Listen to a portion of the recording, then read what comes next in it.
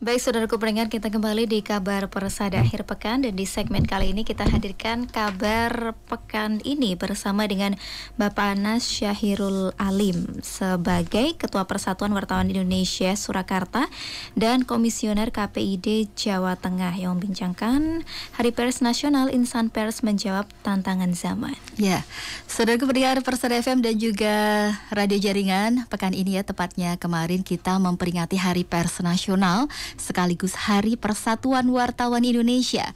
Nah, seperti apakah insan pers menjawab tantangan zaman? Kita akan ngobrol ya dengan Pak Anas, Ketua Persatuan Wartawan Indonesia PWI Surakarta, sekaligus Komisioner KPID Jawa Tengah. Ya, selengkapnya kami kemas dalam segmen kabar pekan ini.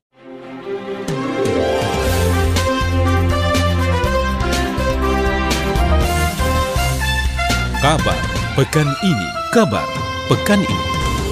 Assalamualaikum warahmatullahi wabarakatuh, Pak Anas. Waalaikumsalam warahmatullahi wabarakatuh, Mbak Ida, Mbak Fiana, sehat selalu. Alhamdulillah. Suasana mendung ini. Mendung-mendung syahdu ya Pak Anas ya. Ya, jumpa kembali, sudah lama nggak berjumpa ini. Jumpa kembali. Ini Pak Anas mau kemana ini? Saya mau ada keluar kota ini. Waduh, mau piknik ini kayaknya ya.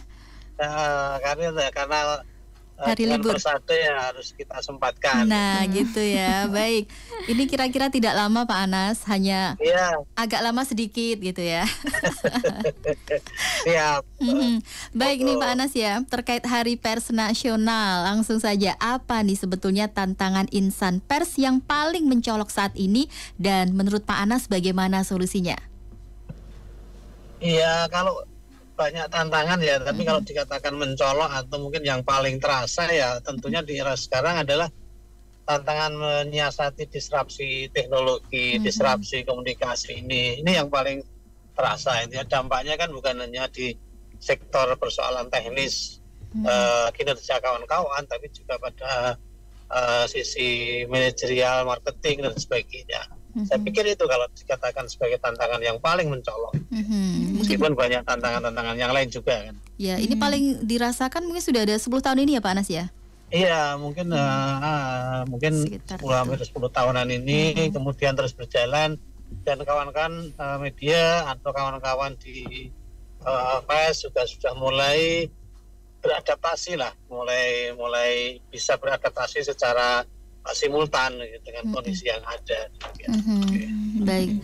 Nah, untuk saat ini kalau kita lihat ya, kan banyak orang siapapun tidak pandang usia begitu ya, tiba-tiba bisa jadi seorang jurnalis dalam tanda petik ya. Nah, sebetulnya apakah insan pers yang terlegitimasi ini masih dan harus untuk saat ini Pak Anas? Ya, itu problematika sekarang di lapangan demikian itu ya. Bahwa sekarang gampang muncul orang mengatasnamakan sebagai wartawan, kemudian buat media dengan cukup membuat web atau cukup dengan membuat jurnal selesai jadi wartawan itu ya, mengeluarkan kartu pers. Saya pikir ini juga tantangan kita bahwa tidak bisa serta-merta dia disebut sebagai wartawan itu ya, atau sebagai media, karena untuk media itu kan harus memenuhi beberapa aturan-aturan yang ada di regulasi negara. Misalnya di Undang-Undang tahun 40, di Undang-Undang nomor 40 tahun 99 itu kan jelas misalnya media harus berbadan hukum gitu ya. Kemudian di peraturan Dewan Pers lebih teknis lagi, misalnya pemretnya minimal harus utama, UKW kompetensi utama kan gitu. Kemudian nanti harus terverifikasi Dewan Pers dan kedepannya kan begitu. Kemudian banyak lagi ya aturan-aturan regulasi yang itu dikeluarkan oleh negara. Belum lagi misalnya kayak penyiaran, ada Undang-Undang 32 misalnya. Kemudian ada P3SPS. Kemudian ada juga PKPI. Kemudian teman-teman secara umum ada peraturan Dewan Pers. Jadi mereka yang mengatasnamakan secara personal tidak bisa, ini yang harus juga disadarkan oleh kepada masyarakat bahwa mereka meskipun punya web sederhana gitu ya, kemudian mengatasnamakan ke masyarakat, ini loh aku punya media, ini ada kartu persnya, tidak bisa, siapa yang mengeluarkan dan sebagainya. Nah, ini ini yang harus kita sadarkan kepada masyarakat bahwa tidak semuanya orang bisa mengaku-ngaku. Karena seringkali masyarakat juga yang tidak paham terkait dengan problematika yang ada di lapangan semacam itu, Mbak Ida. Dan memang masih banyak sebagian masyarakat ya percaya saja dengan produk yang mereka keluarkan begitu ya, tidak memandang ya. Ada legitimasi seperti orientasinya apa. juga orientasi, mohon maaf ya, orientasi kapital semata, gitu ya. Tidak ada misalnya bentuk tanggung jawab edukasi, bentuk tanggung jawab informasi, kemudian bentuk tanggung jawab kontrol sosial kepada masyarakat. Tapi orientasi mereka yang itu orientasi yang jangka pendek, misalnya hanya untuk kapital kan begitu. Yang penting yang nonton banyak, judulnya yang menarik seperti itu ya. Tidak tahu isinya seperti itu apa. Belum lagi yang media sosial itu ya, yang punya platform macam-macam itu. Dan mereka kan juga, mohon maaf, sekarang regulasinya juga belum ada regulasi untuk mengatur mereka. Nah, mereka paling diatur dengan undang-undang ITE atau undang-undang KUHP kan gitu. Kalau ketika ada masalah kan. Baik. Ya, kemudian Pak Anas, ini dalam rangka meningkatkan profesionalisme pers, baik media tulis, audio atau audiovisual. Nah, ini apa ini yang perlu di-upgrade dari masing-masing diri atau instansi ini, Pak? Peralatannya gitu ya? Atau gimana? Untuk ini profesionalisme persnya, untuk mungkin untuk profesionalisme ya. SDM-nya begitu ya? Ya, kalau profesionalisme tentu ya misalnya capacity building di masing-masing media itu harus dijaga. Makanya kemudian kalau di Dewan Pers mengeluarkan semacam peraturan, misalnya ada jenjang kompetensi muda, jenjang kompetensi madya, jenjang kompetensi utama. Itu semua seharusnya dilakukan oleh kawan-kawan. Kemudian di masing-masing lembaga juga begitu, ada capacity building untuk kawan-kawan yang bergerak di dunia jurnalistik gitu ya. Misalnya pelatihan itu. Karena untuk menjadi wartawan pun kan seringkali kita lulusan sangat acak gitu ya. Misalnya lulusan teknik elektro, lulusan teknik mesin gitu ekonomi. Ya. Suruh liputan ekonomi ya kan kadang-kadang nggak nyambung. Lulusan sarjana IAIN suruh liputan hukum itu ya, kadang-kadang kan nggak nyambung apa bedanya terdakwa, tersangka atau terduga. Nah, ini problem-problem semacam itu memang harus butuh capacity building yang harus dilakukan oleh masing-masing lembaga media. Kemudian kalau di luar itu ya asosiasi profesi biasanya mereka menggelar, saya kayak PWI, kami menggelar capacity building untuk teman-teman, misalnya pelatihan tentang ekonomi, kami ngajak dengan Bank Indonesia, pelatihan tentang literasi tentang kemiliteran, misalnya kami menggandeng kawan-kawan dari TNI gitu ya. Kemudian persoalan hukum kami menggandeng dengan asosiasi advokat misalnya. Banyak sekali yang mungkin bisa dilakukan, tapi yang penting adalah upgrade itu harus dilakukan secara terus-menerus buat kawan-kawan yang bergerak di dunia jurnalistik. Iya, karena ini sangat dinamis ya. Beda bulan aja udah ada perkembangan gitu ya. Iya betul, apalagi di era sekarang itu kan cepat sekali kan. Iya, baik Pak Anas. Nah ini semua mata sekarang ini tertujunya itu ke media sosial ya. Nah apa yang seharusnya dilakukan media cetak, radio dan TV untuk menyelaraskan konten berita dan lainnya agar jangan sampai ketinggalan dengan media kekinian ini Pak Anas? Iya, saya pikir konvergensi itu salah satu cara yang paling tepat ya. Konvergensi era sekarang seperti yang dilakukan oleh ke Persada Group ini ya, dengan oleh di MTA ini, saya pikir tinggal dijaga aja, kemudian ditingkatkan kualitasnya. Misalnya menggunakan platform-platform yang baru, termasuk Zoom ini kan bisa dipakai. Area teknologi itu kan bisa dipakai. Ya kuncinya adalah di konvergensi. Konvergensi dengan media sosial ini sangat penting. Nah, misalnya kayak sekarang hampir semua televisi nasional kita lihat misalnya, mereka pasti akan memiliki media sosial dengan platform yang lain. Ada TikToknya, ada Reels-nya, ada Instagramnya. Semuanya ya. Gimana? Semua medsos digunakan. Iya, semua medsos mereka gunakan. Dalam rangka apa? Untuk memperluas spreading pesan, kemudian memperluas konsumen yang mereka targetkan kan begitu. Dan itu juga dilakukan oleh kawan-kawan di media di lokal, bukan hanya oleh media televisi, tapi juga kawan-kawan radio juga demikian, mereka mensinergikan dengan media sosialnya. Baik, tinggal berarti ini penting. Ya. Tinggal kreativitas masing-masing ya, karena untuk setiap medsos kan berbeda begitu ya. Betul ya. Baik. Facebook mungkin dengan karakter umur sekian, ya. Kalau TikTok umur sekian. Kalau gitu ya. Pak Anas termasuk yang mana ini? Saya kecuali Twitter nggak begitu aktif gitu. Kalau yang lainnya meskipun sebagai konsumen tapi minimal punya semua. Nah, iya, meskipun ada pasnya ini ya salah satu yang paling sering gitu ya dipakai gitu. Apalagi sekarang TikTok itu kan penetrasinya luar biasa. Sekarang dia udah menduduki nomor 4 gitu ya. Iya. Jadi platform media sosial. Kita harus bisa memanfaatkan sebenarnya media yang ada ini sebagai peluang begitu ya. Betul. Baik, kemudian Pak Anas, ini kan media sosial ini apakah nanti akan ada masanya juga untuk redup begitu? Karena masyarakat kadang-kadang juga lengah ya dengan hoax atau informasi yang hanya bombastis di judul dan konten yang kerap kali ini tidak mendidik. Ya, kalau dikatakan redup itu sebenarnya tinggal manajerial kita ya. Saya yakin untuk media masih tetap eksis. Tinggal kemudian cara pengelolaan. Nah, kalau kemudian pengelolaannya tidak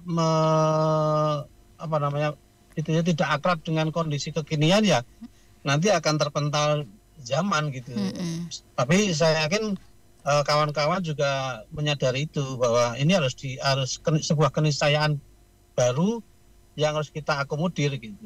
Nah, termasuk apa yang dilakukan oleh Persada Group ini kan gitu.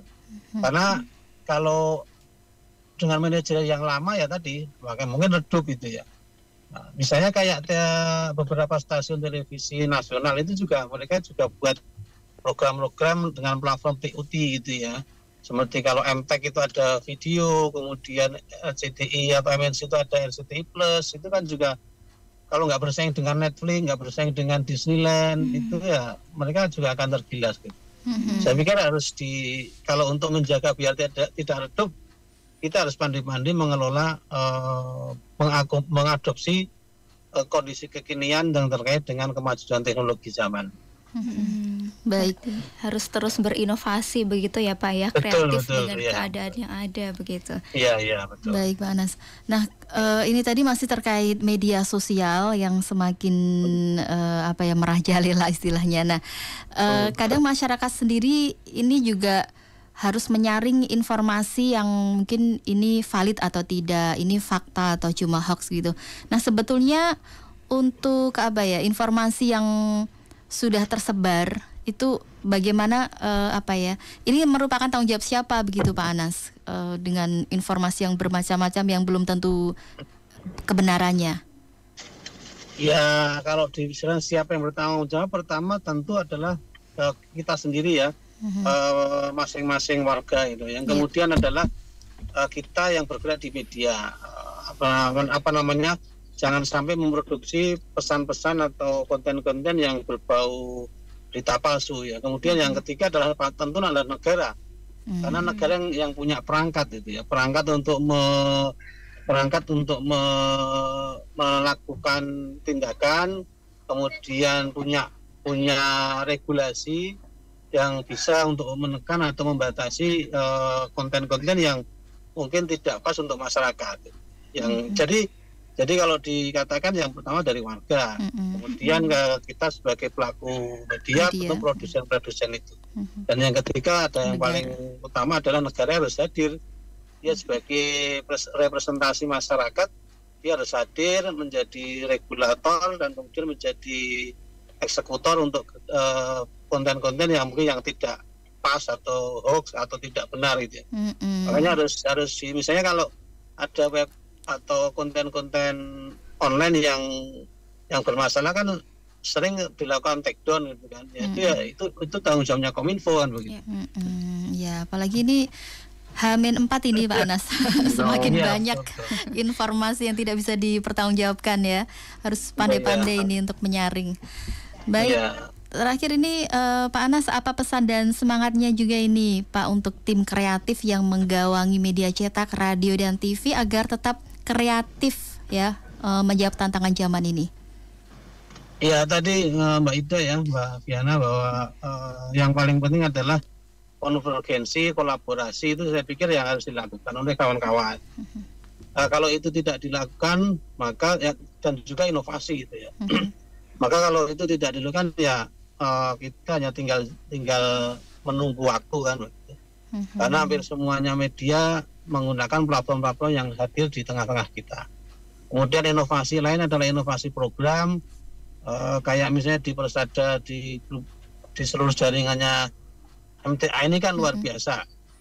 Nah, kemudian bagaimana jaringan MTA lewat media online maupun media elektroniknya ini juga bisa menjangkau secara masyarakat luas gitu ya. Ini butuh inovasi-inovasi, kemudian kreativitas dari kawan-kawan yang ada di bangku di belakang layar itu. Saya pikir itu ya keniscayaan untuk mengakomodir zaman, kemudian konvergensi, kolaborasi dengan berbagai pihak dan inovasi program. Saya pikir itu Mbak Ida dan Mbak Fiana. Ya, kolaborasi, konvergensi, inovasi, kreativitas, kolaborasi dengan berbagai pihak.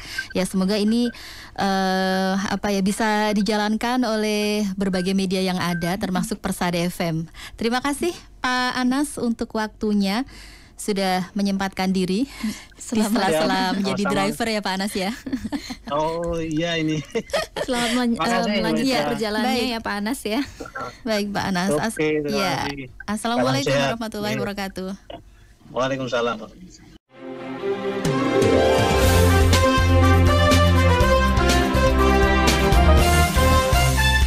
Kabar pekan ini. Kabar pekan ini. Ya baik, demikian tadi ya pendengar perbincangan kita bersama dengan Bapak Anas Syahirul Alim yang merupakan Ketua Persatuan Wartawan Indonesia Surakarta dan Komisioner KPID Jawa Tengah terkait dengan Hari Pers Nasional, Insan Pers menjawab tantangan zaman. Ya. Tadi sudah disampaikan ya kiat-kiat juga ya yang harus kita lakukan begitu agar tentunya tetap bisa menyaingi ya rekan Ida dengan supaya tidak tergilas zaman, media termasuk sosial seperti itu. Iya, insan pers, insan penyiaran harus selalu mengupgrade pengetahuan keterampilannya begitu ya. Jadi misalnya tadi dicontohkan perlu adanya misalnya pelatihan, mengundang dari pihak terkait ya, dari TNI untuk kemudian dari advokat asosiasi advokat misalnya, jadi terkait tema yang memang dibutuhkan gitu ya. Jadi pengetahuannya tidak stagnan di situ-situ saja begitu ya. Nanti bisa ya rekan Ida diagendakan begitu ya. Baik. Radio Persada FM.